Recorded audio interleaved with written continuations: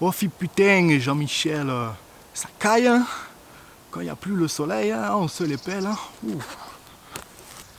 Et bonjour à tous. Alors aujourd'hui on se retrouve pour une nouvelle vidéo. Alors j'ai sorti le 90D que j'ai acquéri il n'y a pas longtemps. Dans une vidéo qui sortira d'ici quelques semaines, je vous expliquerai bien pourquoi en 2023 j'ai décidé de rester sur du réflexe chez Canon, puisque je fais principalement de l'animalier. Alors excusez-moi, il y a des moucherons un peu partout autour de moi, donc si je bouge de temps en temps les mains, c'est tout à fait normal. Alors comme vous voyez, là je suis dans un environnement de pleine nature, donc je suis dans le Loir-et-Cher actuellement. C'est vrai que j'avais besoin de couper, me déconnecter un peu de l'Île-de-France où tout va trop vite. Il y a de la pollution sonore, il y a de la pollution visuelle. Il y a quelques semaines, je suis allé voir un ami par exemple qui habite Neuilly, et on sentait qu'au niveau de la pollution, il y avait vraiment un pic de pollution, et bien ça nous prenait à la gorge. Donc c'était assez dingue. On est au mois de février et il y a déjà des pics de pollution dans les grosses villes. Donc franchement, j'avais besoin de couper,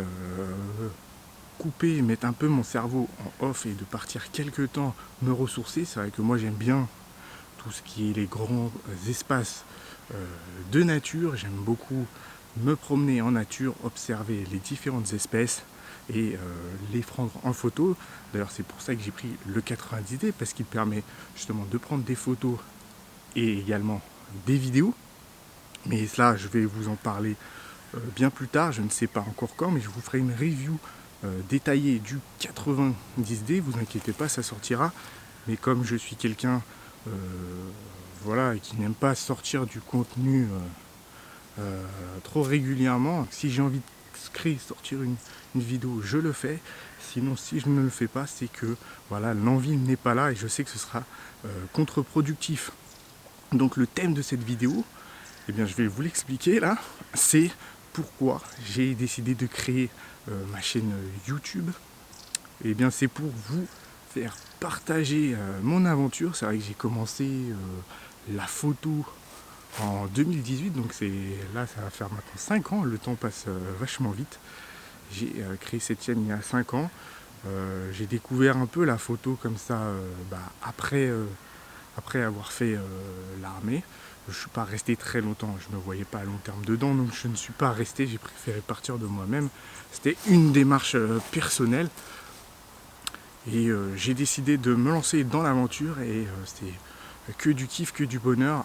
Ça a été aussi plein de rencontres personnelles, enrichissantes et également professionnelles. J'ai décidé de créer cette chaîne YouTube pour aider les gens grâce aux reviews sur du matériel photo que j'utilise au quotidien en tant que photographe indépendant. C'est vrai qu'on n'a pas toujours l'habitude ou la chance de pouvoir tester du matériel. Les boîtiers, ça va. On va à la Fnac, on va dans un magasin qui vend du matériel photo, et des fois en vitrine ils acceptent de nous juste passer le boîtier qui est en vitrine juste pour qu'on l'ait en main.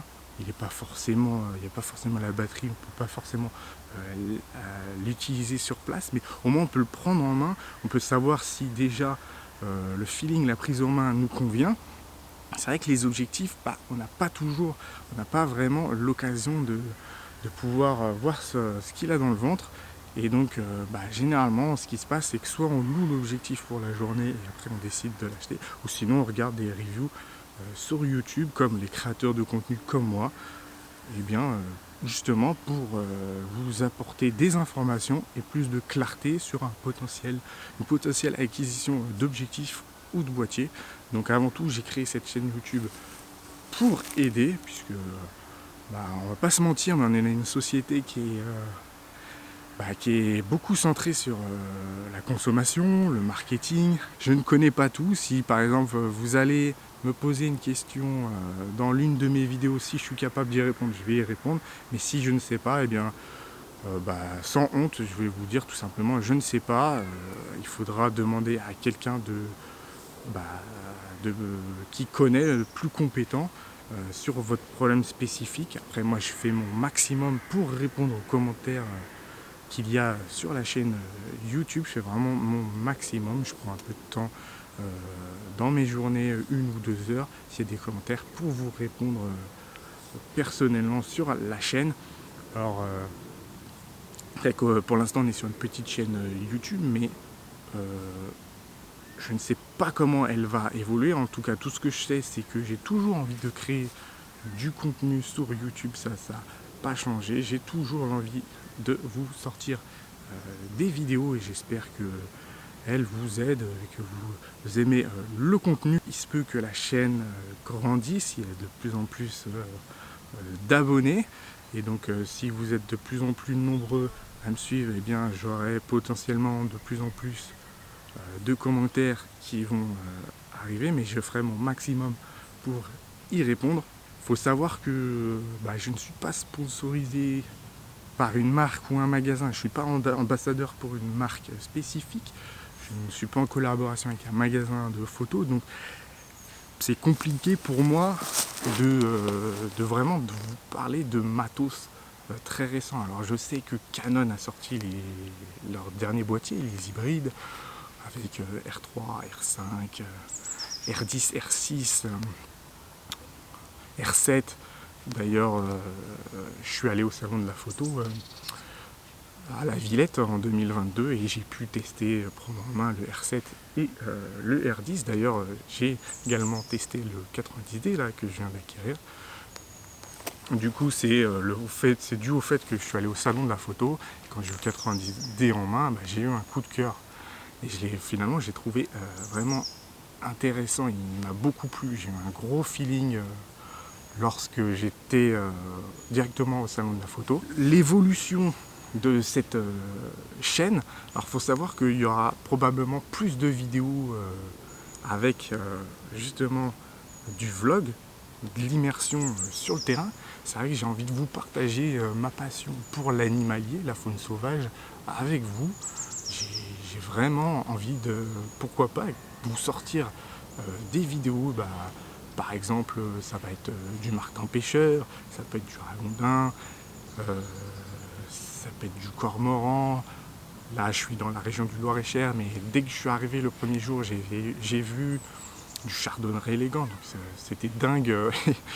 J'ai voulu prendre des photos et une vidéo. L'anecdote, c'est ça. Et finalement, en étant comme ça prise en main avec le boîtier et le téléobjectif, je me suis rendu compte que j'avais oublié ma carte mémoire chez moi. Et comment vous dire que j'étais dégoûté, j'avais envie de me mettre des claques.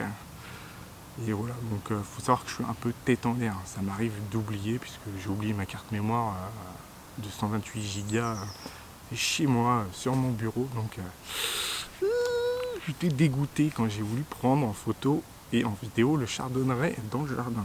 Donc voilà, ça c'était la petite anecdote. J'ai envie de vous sortir plus de vidéos vlogs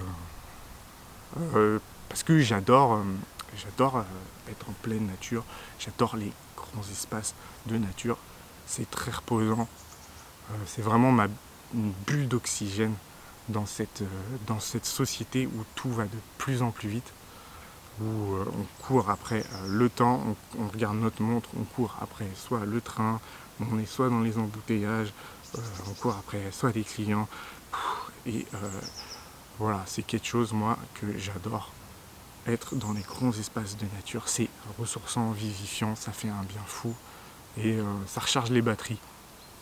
Derrière moi, j'ai un cours d'eau et du coup, je vais essayer. Je suis pas mal sur le terrain en ce moment pour essayer de prendre des photos et vidéos, par exemple du martin pêcheur. C'est quand même une espèce qui est assez craintive mais qui est magnifique à observer et à prendre en photo.